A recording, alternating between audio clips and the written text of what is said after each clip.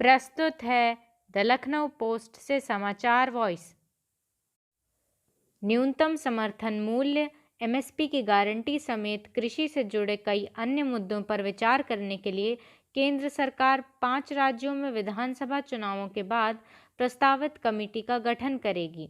राज्यसभा में एक प्रश्न के जवाब में केंद्रीय कृषि मंत्री नरेंद्र सिंह तोमर ने कहा कि सरकार ने 5 राज्यों के विधानसभा चुनाव को देखते हुए उच्च स्तरीय कमेटी के गठन को लेकर केंद्रीय निर्वाचन आयोग को पत्र लिखकर उसकी राय मांगी थी। आयोग ने कहा है कि विधानसभा चुनावों की प्रक्रिया पूर्ण होने के बाद ही कमेटी का गठन किया जाए।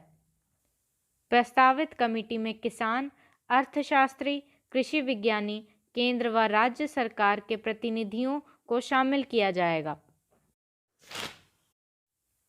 इलाहाबाद हाई कोर्ट ने कहा है कि कानून संशोधित होने से पहले दिए गए अदालती फैसले के आधार पर लाभ नहीं दिया जा सकता। खाली पद पर नियमानुसार कानून के तहत की गई नियुक्ति ही मान्य है।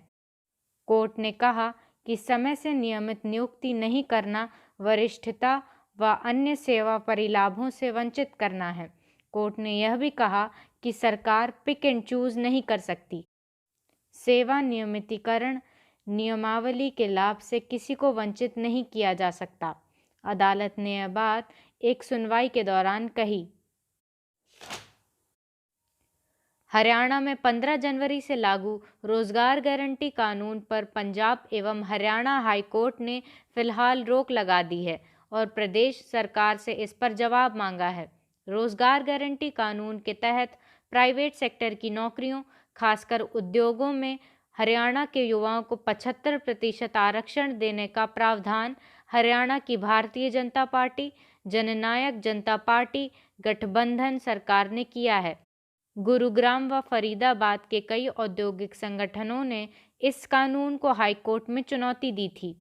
अब हरियाणा सरकार ने सुप्रीम कोर्ट में याचिका दाखिल कर इस कानून पर रोक लगाने का पंजाब एवं हरियाणा हाईकोर्ट का आदेश रद्द करने की मांग की है। सोमवार को याचिका पर सुनवाई होने की संभावना है।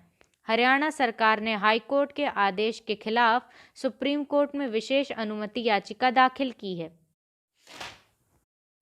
सुप्रीम कोर्ट ने सभी राज्य सरकारों और केंद्र शासित प्रदेशों को निर्देश दिया है कि कोविड से जान गंवाने वालों के स्वजन को अनुग्रह राशि देने के मामले में किसी को तकनीकी आधार पर इनकार न करें।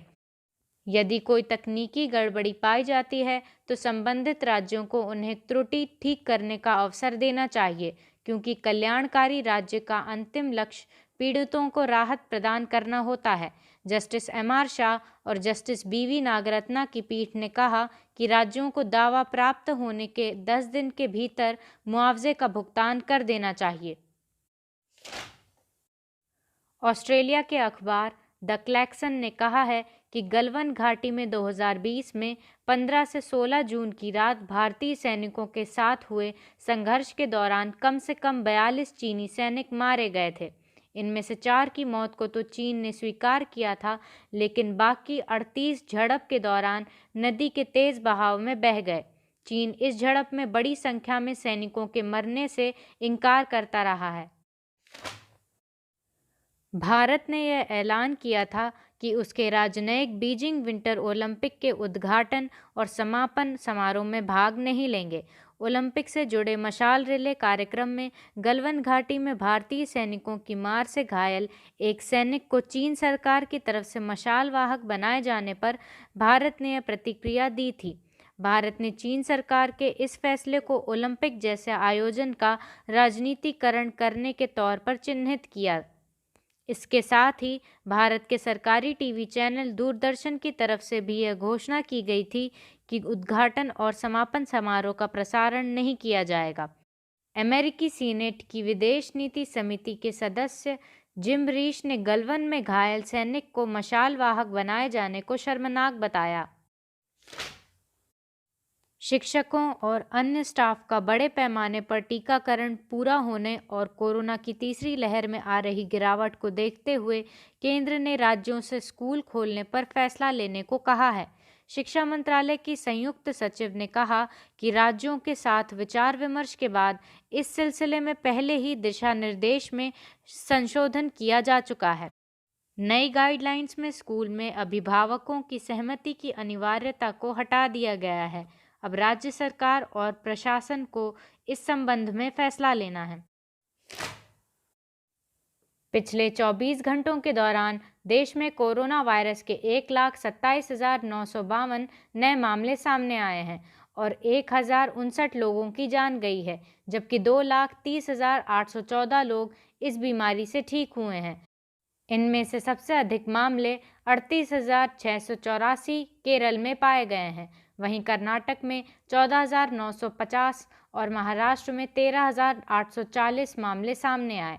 सक्रिय मामलों की संख्या में 1,03,921 की कमी आई है, जिससे सक्रिय मामलों का आंकड़ा घटकर 13,31,648 पर पहुंच गया है। दैनिक सकारात्मकता दर 7.98% हो गई है। नमस्कार, शुभ रात्रि।